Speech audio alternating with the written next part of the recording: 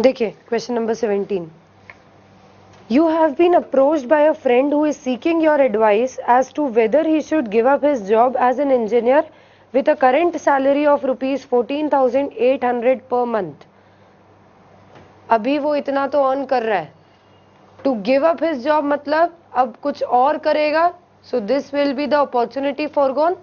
ये opportunity cost हो जाएगा जो भी कुछ वो करेगा उसके लिए. And go into business on his own, assembling and selling a component which he has invented. He can procure the required material, आएगा उधर. He can procure the required material to manufacture the component from the supplier. Component manufacturing के लिए वो supplier से material खरीद सकता है. It is very difficult to forecast the sales potential of the component, but after some research, your friend has estimated the sales as follows. Right now वैसे तो it's very difficult to estimate the sale, but even then your friend has somehow, जो भी है उसने थोड़ा बहुत estimation करके आपको बताया है.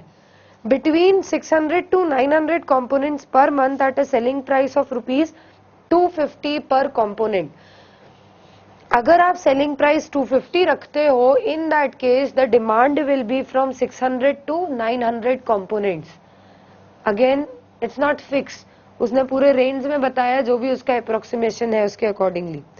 Between 901 to 1250 components per month at a selling price of rupees 220 per component for the entire lot. अगर आप selling price 220 रखते हो, in that case your sales can go up to 901 to 1250. Then it will vary in this range. इस range में कुछ भी हो सकती है. The cost of the parts required would be rupees 140 for each completed component. जो material हमें लगेगा component बनाने के लिए उसका cost दिया हुआ है, it's 140 rupees. However, if more than 1000 components are produced in each month, a discount of 5% would be received from the supplier of parts on all purchases. It said if you are making more than 1000 materials, that means you will do bulk purchases of material. In that case आपको 5% का discount मिल जाएगा. मतलब तब आपका material cost 5% से reduce हो जाएगा. Then assembly cost would be rupees 60,000 per month up to 750 components.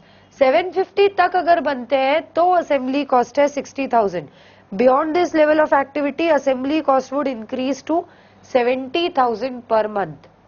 अगर इससे ज्यादा बनते हैं, 750 से ज्यादा अगर हमने बनाए, इन दैट केस हमारा असेंबली कॉस्ट जो है वो 70,000 पर मंथ हो जाएगा. Your friend has already spent rupees 30,000 on development which he would write off over the first 5 years of the venture. Already 30,000 development पे वो खर्च कर चुका है जिसको अब हम राइट ऑफ करेंगे. Is this a relevant cost जो ऑलरेडी एक्सपेंड किया जा चुका है? No, it's a sunk cost. Past में जो भी कॉस्ट हम इनकर कर देते हैं उन्हें हम डिसीजन मेकिंग के लिए कभी भी कंसिडर नहीं करते. अगर मैं बोलूं मैंने ऑलरेडी क्लासेस वगैरह सेटअप कर ली है, 1 महीने का रेंट दे दिया है, जो भी कुछ सेटअप था वो सब कर लिया, 50,000 रुपए का ऑलरेडी मैंने क्लासेस सेटअप करने पे कॉस्ट इनकर कर दिया. अब मुझे डिसाइड करना है कि आगे क्लासेस को रन करूं. मुझे लग रहा है market is not good enough, तो अब डिसाइड करना है मुझे क्लासेस आगे कंटिन्यू करूं या फिर शुड आई क्विट, मैं कुछ और करूं ये क्विट करके. Will this incurrence of 50,000 rupees affect my decision जो ऑलरेडी मैं इनकर कर चुकी हूँ? क्या इससे मेरा डिसीजन पे कोई भी असर होगा? 50,000 मैं पास्ट में इनकर कर चुकी हूँ. अब आज के दिन मुझे डिसाइड करना है क्लासेस आगे रन करूं या नहीं करूं. क्लासेस अगर मैं आगे रन करती हूँ, मैं फ्यूचर में कुछ इनकम कमाऊंगी, कुछ फ्यूचर के एक्सपेंसेस मैं बेयर करूंगी. अगर रन नहीं करती हूँ, ना मुझे फ्यूचर में कोई इनकम होगी ना ही फ्यूचर में कोई एक्सपेंसेस होंगे.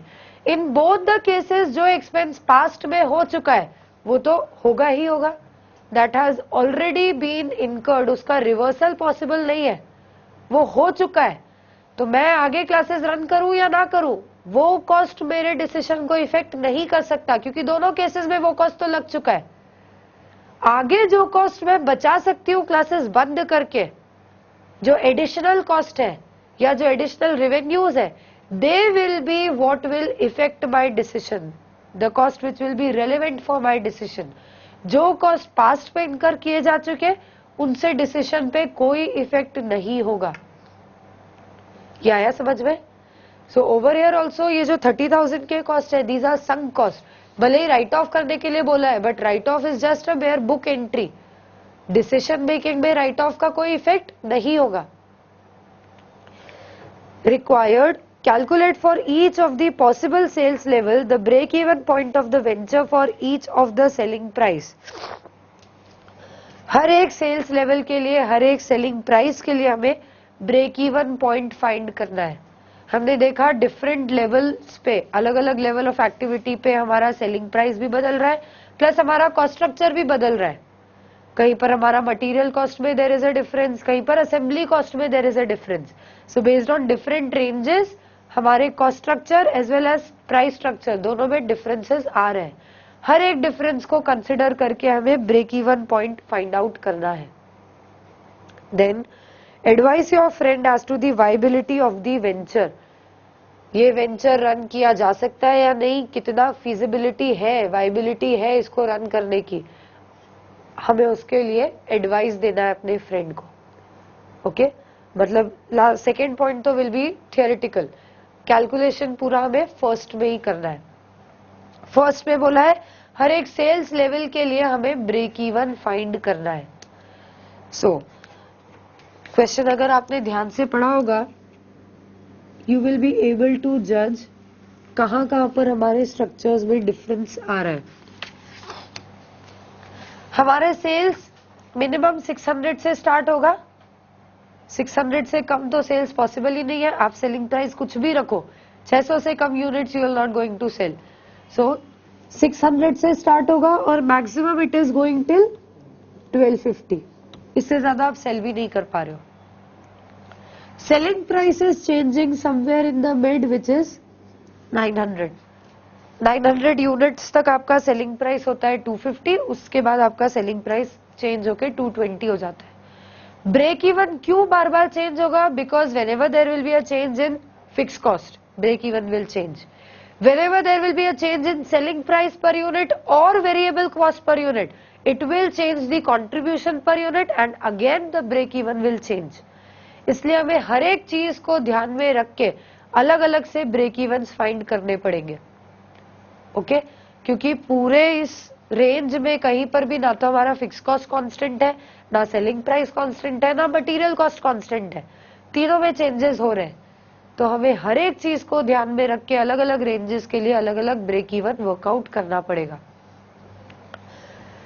और कहां पर चेंज हो रहा है? तो मटेरियल कॉस्ट में there is a change if you are producing more than 1000 units.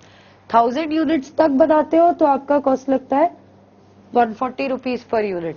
1000 से ज्यादा बनाओगे 5% का आपको डिस्काउंट मिल जाएगा। Material cost which is a variable cost per unit which is it will reduce, वो रिड्यूस होगा, कंट्रीब्यूशन रिड्यूस होगा, उससे हमारा ब्रेक इवन भी चेंज हो जाएगा।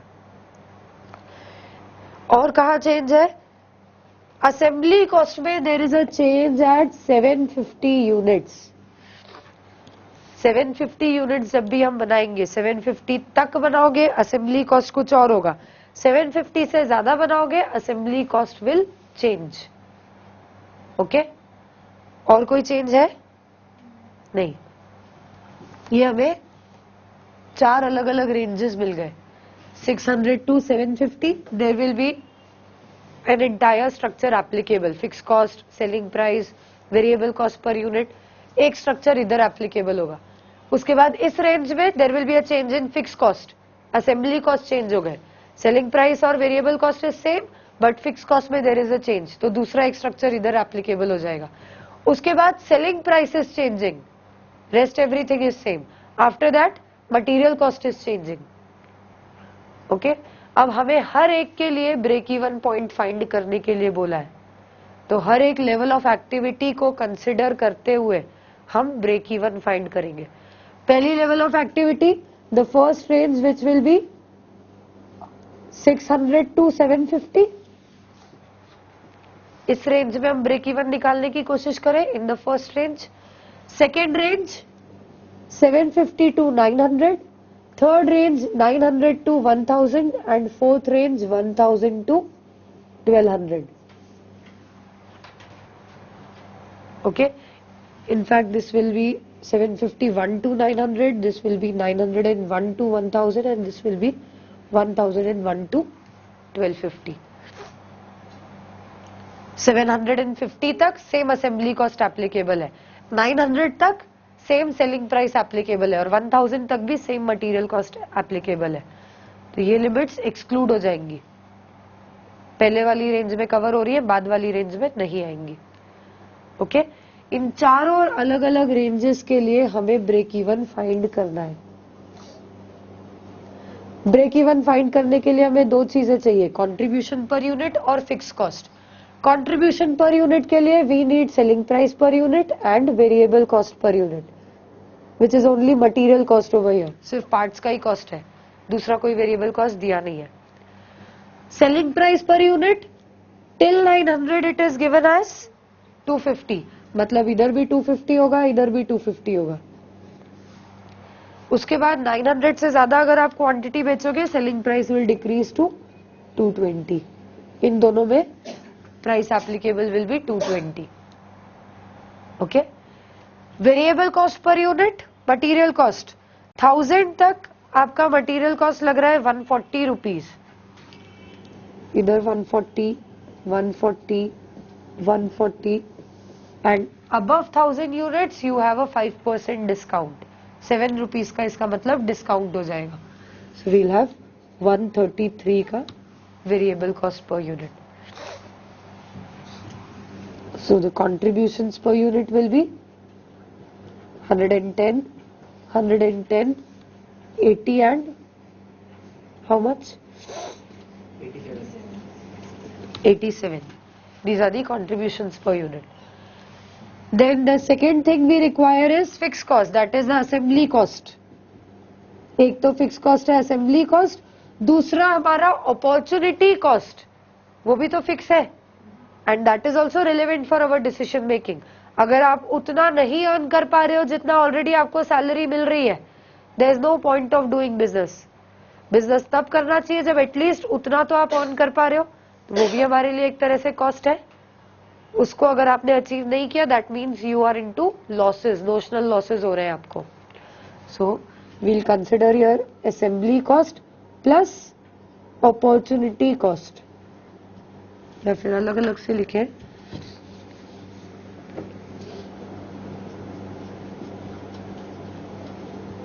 Assembly cost and the opportunity cost. Opportunity cost तो हर एक केस में उतना ही है, सारी चीजें मंथली दी है ना, क्वांटिटीज आर ऑल्सो मंथली. तो 14,800 पर मंथ ये हमारा हो जाएगा फिक्स कॉस्ट. असेंबली कॉस्ट बोला है 750 यूनिट्स तक अगर बनाते हो तो इट विल बी 60,000, मतलब इस रेंज में ये रहेगा 60,000. इससे ज्यादा अगर बनाओगे 750 से ज्यादा तब ये हो जाएगा 70,000. बाकी तीनों में it will be 70,000. So total fix cost shall be 74,800, 84,800, again 84,800 and again 84,800. So now we can find the break even points. Break even point is total fixed cost divided by contribution per unit. करते जाओ हर एक का calculate. 680,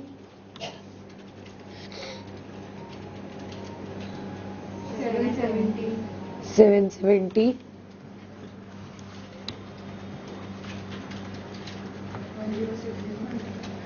1060, 975, 771. Okay, ये आ रहे हैं आपके break even points. Now this is not the final answer, देखिए ध्यान से.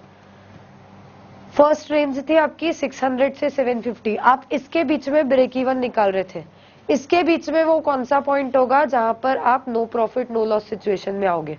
You calculated 680, it lies somewhere in the mid of this range, feasible है 680 तक पहुंचना।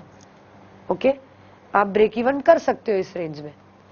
Second is this one, now you are finding the point between 750 to 900 जिसमें आप break even कर पाओ। Again you are getting 771 which lies in this range only, वापस मतलब आप ब्रेक इवन कर सकते हो। इसके बाद you are finding out the point of break even between 900 to 1000, जबकि आपका ब्रेक इवन आ रहा है 1060 विच लाइज आफ्टर 1000। इसके बाद है ये पॉइंट। इसका मतलब क्या, आप इस रेंज में कहीं पर भी ब्रेक इवन नहीं कर पा रहे हो। अगर आपको यहां जो कॉस्ट स्ट्रक्चर एप्लीकेबल है ना, अगर उस कॉस्ट स्ट्रक्चर में आपको ब्रेक इवन करना है तो आपको 1060 यूनिट्स बेचने ही पड़ेंगे। अगर इस पर्टिकुलर एप्लीकेबल कॉस्ट स्ट्रक्चर पे आप ब्रेक इवन करना चाहते हो तो you have to sell 1060 unit. But as soon as you sell 1060 या इवन मोर देन 1000 यूनिट्स, आपका कॉस्ट स्ट्रक्चर चेंज हो जाएगा, आपका कॉस्ट स्ट्रक्चर बदल रहा है। आप इस रेंज में कहीं पर भी ऐसा कोई पॉइंट नहीं है जहां पर आप सारे कॉस्ट को रिकवर कर पा रहे हो। The point which is coming as break even, it's falling out of that range, इस रेंज में नहीं है वो। ये आया समझ में? दैट मीन्स ये वाला ब्रेक इवन हमारा फीजिबल नहीं है। It is not feasible to attain a break even in this range. ये वाला फीजिबल है, ये वाला फीजिबल है, थर्ड वाला ब्रेक इवन हमारा फीजिबल नहीं है। Now coming to fourth range. Fourth range में we are finding out a break even from 1000 to 1250 units. आपका ब्रेक इवन आया 975, it lies below this point. Okay, क्या ये फीजिबल है? ब्रेक इवन पॉइंट मतलब वो point where you are able to achieve all your, where you are able to recover all your cost, no profit no loss situation पे हो आप। अगर ये वाला कॉस्ट स्ट्रक्चर एप्लीकेबल होता है तो आप 975 यूनिट्स तक भी बेचोगे ना, even then you are able to recover all your cost. मतलब इससे ज्यादा तो आप जितने भी यूनिट्स बेचोगे आपको प्रॉफिट ही होगा, करेक्ट? इसका मतलब ये जो रेंज है ना आपकी, इस रेंज में you are never at no profit no loss situation, आप हमेशा प्रॉफिट ही अर्न कर रहे हो। नो प्रॉफिट नो लॉस तो अगर इससे कम भी होती सेल तो भी आप उस पे आ जाते, आप तो इस पॉइंट से ज्यादा ही सेल कर रहे हो, so you are always on profits. इस वाली रेंज में आपका ब्रेक इवन इस साइड था, so you are always in losses, आपका हमेशा कॉस्ट ज्यादा रहा है, आप उस पॉइंट तक आए ही नहीं जब आपके कॉस्ट की रिकवरी हो। ये रेंज में हम बोल रहे हैं वो पॉइंट तो कब का पहले ही निकल गया जब कॉस्ट की रिकवरी हो जाएगी। कॉस्ट की रिकवरी तो पहले ही हो चुकी, इससे 1000 से कम यूनिट्स भी अगर सेल करते और यही कॉस्ट स्ट्रक्चर एप्लीकेबल होता तो भी कॉस्ट की रिकवरी हो जाती 975 पे ही। आप तो इस रेंज में पहुंच ही 1001 से रहे हो। दैट मीन्स ये रेंज की शुरुआत ही प्रॉफिट से हो रही है, इस रेंज की जो स्टार्टिंग है वही प्रॉफिट से हो रही है। आप कहीं पर भी लॉसेस में तो आए नहीं हो, you are always above your break even point. ये समझ में आया? So over here we can say that this range will give us only profits. ये रेंज हमें केवल और केवल प्रॉफिट्स ही देगी। इस रेंज में अगर आप ऑपरेट करते हो लॉसेस कभी भी नहीं होंगे। इन दोनों रेंजेस में अगर आप ऑपरेट करते हो तो to a certain extent you will be incurring losses, you will achieve your break even, then you will start with your profits. यहाँ पर आप सेल स्टार्ट करोगे 600 से 680 तक आपके लॉसेस रहेंगे, 680 पे you will achieve break even, after that you will start earning profits till only 750 units. 750 से जैसे ही आपकी क्वांटिटी बढ़ेगी वापस आप लॉसेस में आ जाओगे। 750 यूनिट्स तक तो आपने प्रॉफिट अर्न किए, 680 यहाँ पर कहीं आया 680, आपने ब्रेक इवन कर लिया, उसके बाद you started earning profit. Profit होता गया 750 पे जैसे ही आए आपके फिक्स कॉस्ट 10,000 से बढ़ गए, कंट्रीब्यूशन या रेवेन्यू उतना नहीं बढ़ पाया जितने से फिक्स कॉस्ट बढ़ गए, तो आप वापस से लॉसेस में आ गए हो। Then again till 771 units you will be into losses, मतलब ये वाला पार्ट आपका लॉस का, ये पार्ट प्रॉफिट का, ये पार्ट अगेन लॉस का, ये पार्ट प्रॉफिट का, ये वाला पोर्शन पूरा का पूरा लॉसेस का और ये पूरा का पूरा प्रॉफिट्स का। ये आया समझ में? The interpretation of these break even points. So we can write we will incur losses till 680 units and earn profits above 680 units.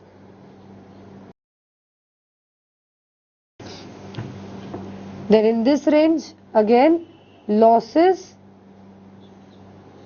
from 751 to 771 units or 770 units. Profits above 771 units. 771 पे आके आपने सारे losses recover कर लिए, 770 तक losses में ही थे, 771 पे आके लॉसेस की पूरी रिकवरी हुई और फिर आपने उससे ज्यादा पे प्रॉफिट्स अर्न करना स्टार्ट किया, but again that is still 900 only. यहाँ पर ऑलवेज इनटू लॉसेस, हम हमेशा लॉस में ही रहेंगे अगर हम इस रेंज में ऑपरेट करते हैं तो। This is the interpretation of the break evens.